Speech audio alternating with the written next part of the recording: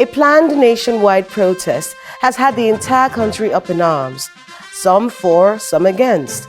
And we have the details for you in our focus on the FCT, since all those statements were made right here in Abuja. Our guest helps us understand why there is such hue and cry about this protest. And we have an update on the major stories from Nigeria's presidency. This is Dateline Abuja. Hello and welcome to Dateline Abuja. I'm Kayla Megwa. Let's get you that update, shall we? Here are some of the major front-burner stories from Nigeria's presidency this week on our Abuja Wrap. President Bola Tinubu says protests are an integral part of democracy, but that no government will condone demonstrations that lead to the destruction of lives and property. He said this at the State House while receiving letters of credence from the United States Ambassador to Nigeria, Mr. Richard Mills Jr. In his remarks to the U.S. ambassador, President Tinubu is quoted in a statement by his special advisor on media, Ajuri Ngalale, to have touched on the issue of the planned protest by some Nigerians, saying, "During the military era, we made our voices heard against dictatorship, and I was part of the group that engaged in peaceful protests without resorting to the destruction of property. We worked hard to ensure 25 years of unbroken democracy, and I will continue to maintain this democracy. Inasmuch as we believe that demonstrations are part of democracy, we will never encourage any protest that lead to the destruction of lives and property."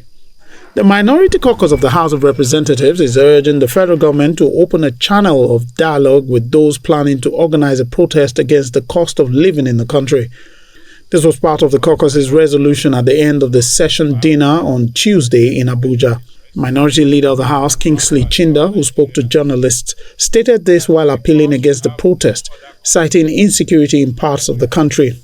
Presidential Committee on Implementation of Livestock Reforms is to submit its report to President Bola Tinubu in the next 2 weeks. The co-chair of the committee, Professor Atahiru Jega, disclosed this after meeting with the president at the State House with the Minister of Agriculture and Food Security, Abubakar Kyari, and the Secretary of the committee, Mohammed Yahaya. I believe that the challenges have been many, and I will not say it is not going to be difficult. It will be difficult, but it is not impossible to actually get it right.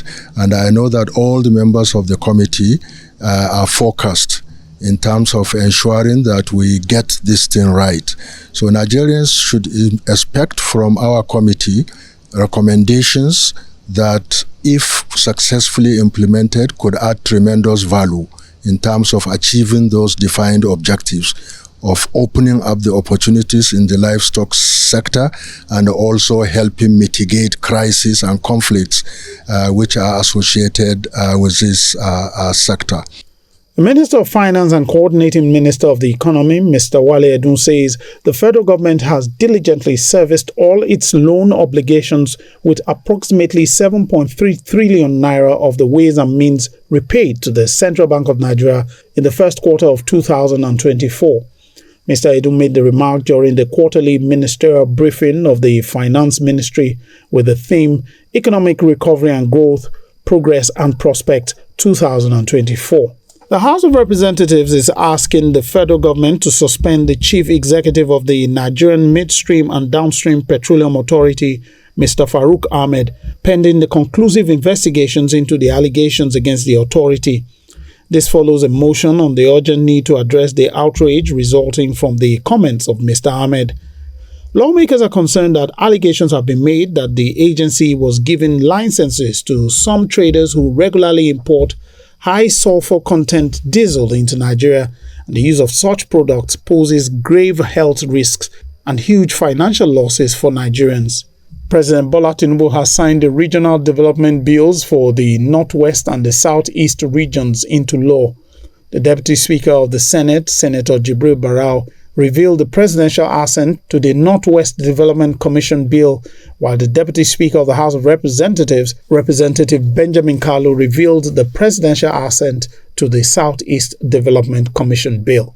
The National Assembly has passed the 2019 National Minimum Wage Act Amendment Bill into law. The passage was done following a correspondence transmitted by President Bola Tinubu requesting expedited consideration of a bill for an act to amend the National Minimum Wage Act 2019 to increase the national minimum wage from 30,000 naira to 70,000 naira and reduce the time for periodic review of the national minimum wage from 5 years to 3 years. In a unanimous vote and without much debate, the National Minimum Wage Bill speedily scaled the 3 legislative processes and was passed. Welcome back. Almost everyone was in Abuja this week talking about this planned End Bad Governance protest. Every Nigerian has the right to protest as enshrined in our laws. Many Nigerians support this End Bad Governance protest, especially Nigeria's youth. But there are those who fear things may go awry. And then there are those who believe it's all politically motivated. Let's see who said what in our focus on the FCT. Please watch this. Calls for the shelving or outright cancellation of a nationwide protest tagged End Bad Governance has been front-burner news in Nigeria, especially from government officials. Mr. President has asked me to, again, inform Nigerians that he listens to them, especially the young people that are trying to protest. Mr. President is listening to them. He takes what they say seriously and is working assiduously to ensure that this country is good, not just for today, but also for the future. The issue of the planned protest, Mr. President does not see any need for that. He's asked them to shelve that plan. He's asked them to await government's response to all their pleas. He has listened to them, like I said.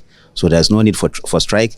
The young people out there should listen to the president and allow the president more time to see to the realization of all the goodies he has for them. I think it is a wrong time for anybody to do any protest, because the implication of doing that, if care is not taken, is that it may be hijacked, like the NSAS experience, where criminals now hijacked and innocently conceived agitation by young Nigerians. So this is another kind of temptation that I think too, that those behind the protest, because they have not been able to come out openly to say they are behind it, there is something that is a motive that is yet to be unraveled. The protest is a political protest. It's those of you who are worried that, yes, everybody is not happy that there's hunger, everybody is not happy that there's unemployment, but this unemployment was not started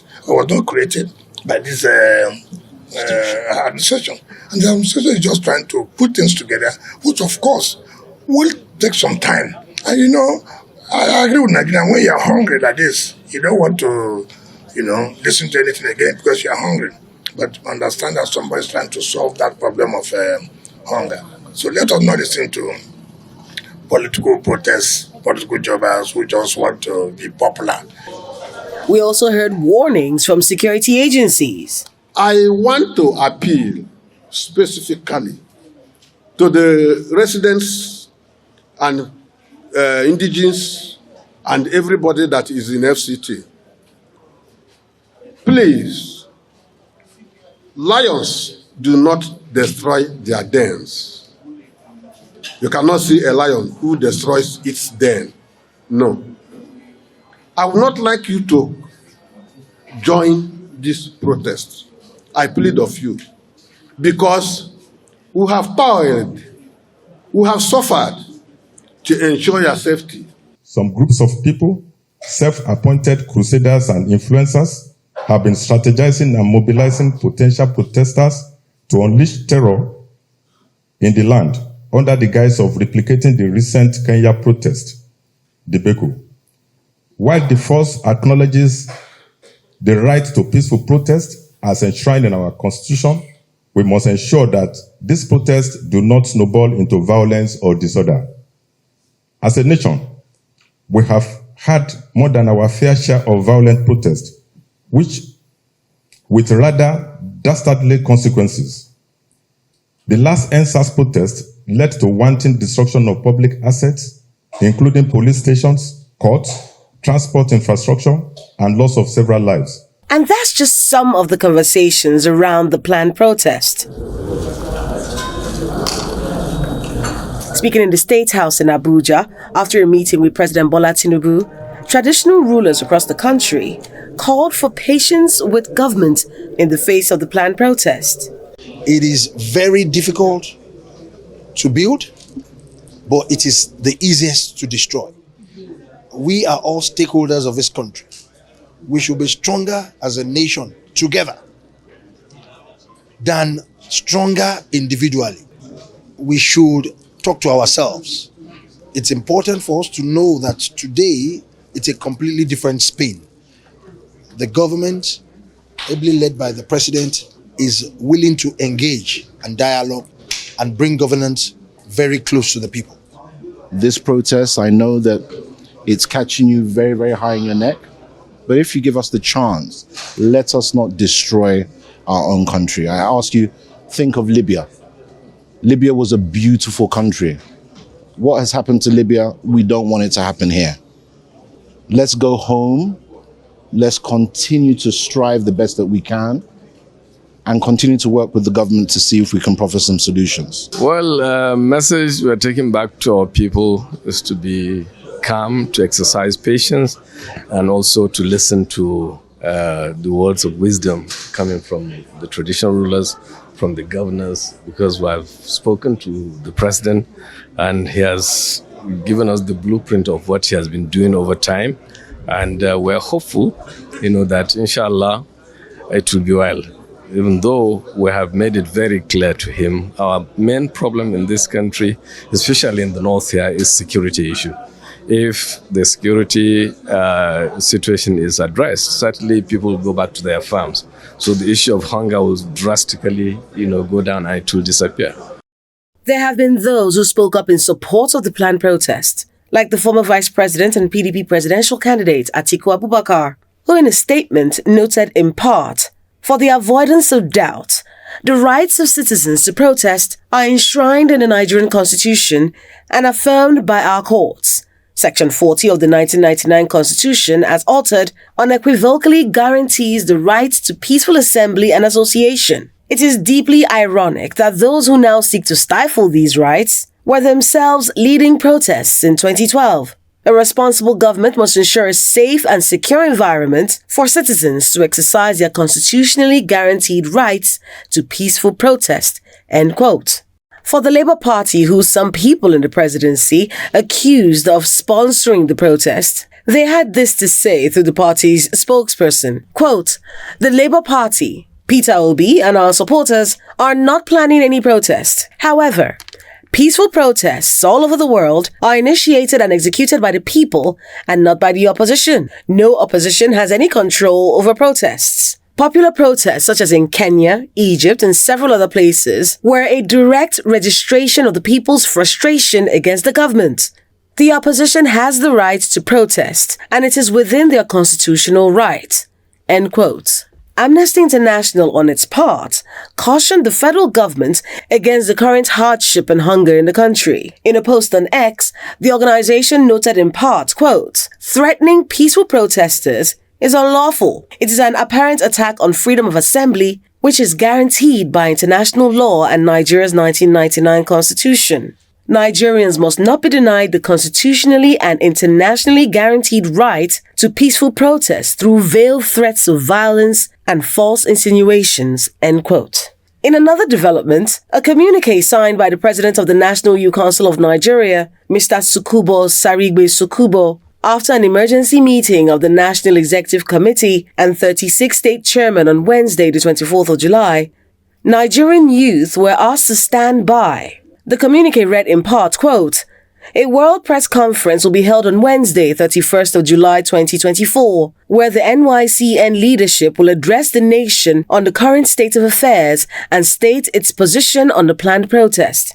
NYCN leaders advise their millions of members, 774 local government branches, wards, state and zonal chapters, NYCN in diaspora, Man O' War, Boy Scouts, Royal Rangers, Islamic Youth League, and 100 other affiliated youth organizations to be on standby and await further direction." End quote.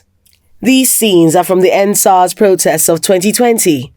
The planned protest, slated for the 1st of August 2024, is tagged the hashtag End Bad Governance Protest, and the nation waits for August the 1st and the days after to see how events unfold.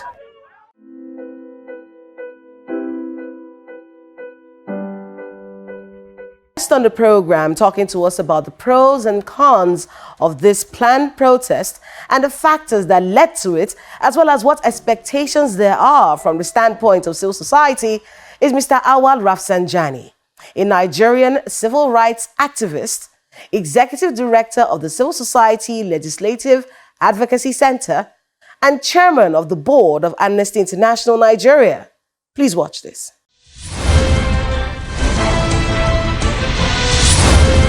Mr. Rafsanjani, welcome to Dateline Abuja. Good evening. Good evening. So let's talk a bit about this protest.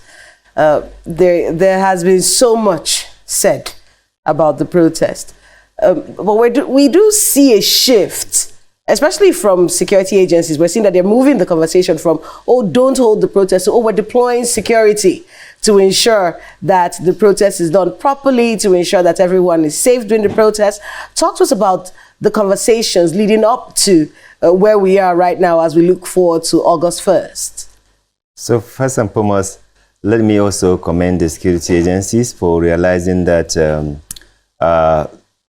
the initial threats that they were making to brutally deal with the protesters, especially the peaceful protesters, was actually undermining the integrity of the Tinubu administration. And they are making, or rather they were making democratic reversal, as the president himself is someone who believes in democracy, and democracy gives opportunity for people to come out and express themselves lawfully, peacefully. Therefore, for anybody to come and say what you are doing is illegal, or we will deal with you when you do that, you are actually undermining the president, who he so much believes in the democratic tenant. Since you brought up the president, so let's talk a bit about something we've heard him say recently, that he himself is a protester. We know that he is one of the foremost protesters of this country. But there is an element that they keep talking about. He says everyone has a right to do this, express yourself. But they keep talking about the violence and it being hijacked. Both myself as an individual and the organizations that I represent, we did not believe in any violence, because violence is not a solution. However, we insist and believe that government has the duty and responsibility to protect the protest itself, because it's part of the democratic tenant. And therefore, President knows very well, as Democrat, as somebody who participated in the previous protests, he knows the value and he knows the importance. So what I think is happening now is that because the international community and because Nigerians are all watching and seeing these utterances by some hired people to come and even bring religious connotation to it. Some people were even saying protest is anti-Islam, anti-Christianity. These are all things that Nigerians, as a result of this thing that some of these religious people are talking about, they've lost respect. Before you hear any scholar or religious leader, whether Muslim or Christians, is abused, it is difficult. Now, because they enter politics and because they are doing a dirty job of undermining the aspiration of Nigerians, people don't even regard them, they don't respect them. It's so sad. That is why it is important that our religious leaders, our traditional leaders, they should be guided and do things that are actually in the interest of Nigerians and the interest of the nation. Another issue that we're hearing, just so we can, show up our time, is the fact that, this protest, what are the actual demands? People could keep asking who are the leaders of the protest, what are their demands? And then there's ripples going on that this could be a replica of what happened in Kenya, one of the type of protest that could be some way of getting the president out of office. What do you make of that fear among some government officials? I'm not aware that anybody is saying he will remove the president. You can't remove the president. How will you remove the president? I think these are all blackmail. These are all, talk that people are using just to undermine the legitimate right of Nigerians to come and express themselves. But there is a hashtag, Tinubu must go. There is a hashtag. That is for those who want to engage in that. But me, I'm talking about generally the right for Nigerians to protest. The government should take care of those people who want to do trouble. But those who want to, genuinely protest, government should actually guide them, provide security for them. And I think what government should worry itself, is to really ensure that, public safety, public properties are actually protected. And those who want to engage in any trouble, they should be isolated from the people that want to genuinely express their concern, because it is their democratic right, it is their constitutional right. So we should be a shorter terms, there should be a longer term or medium term solution. Every Nigerian that is reasonable, when he sees government is sincere about what they are doing to ameliorate the problems, I don't think anybody will want to say we want to embark on protest. But again, let me repeat that we did not support, we did not ascribe to anything violence or anything that people will hide under legitimate right of Nigerians to come and penetrate, because some people are also worried that some of the government officials are planting trouble to associate it with the protest. So we need to be very careful and be honest and sincere. Look, do you know that if Tinubu himself come out to join the protest, the protest will have been even seen as a major success, in the sense that the president himself is worried. I was going to get to that, because inside of all of this is the opportunity for the Tinubu administration to gain the trust of the people. Because young people, if you have a majority young people population and they're protesting, this is the second time we're seeing young people, at least in recent years, talking about, how their lives are not good, how they haven't felt the impact of governance, and they're coming out to speak up. How can the Tinubu administration use this as an opportunity to gain the trust of young people? That distrust is so potent that they don't even want to tell the presidency who is organizing it. They don't want anyone to be able to harass them. They have those feelings. So how can the president, this presidency, and change the narrative using this situation? So I believe that Tinubu, as a Democrat, as somebody who also believes that he wants to leave legacy, he has a very good opportunity to use this concern that Nigerians are expressing. Look, you cannot suppress and repress this worry and concern that Nigerians are having. And that is what the mistakes some people are making. Young people should behave themselves responsibly.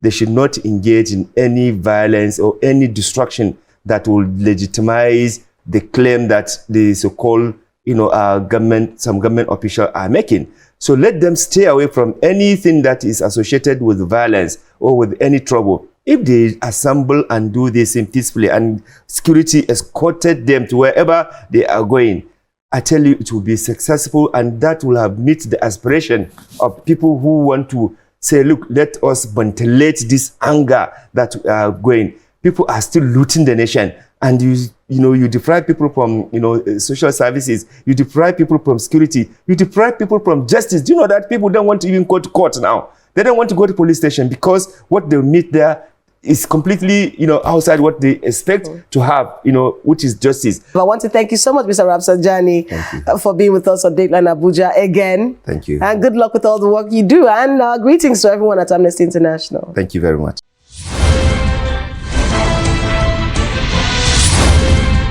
Thanks to my guest and to everyone who spoke to us today on the program. May God bless our country and guide our leaders right as we build a nation where peace and justice reigns. Stay safe wherever you are and pray for Nigeria. Please remember to let us know the happenings in your neighborhood using the social media handles showing right now on your screens. Thank you so much for watching. I'm Kayla Magwa. See you next time.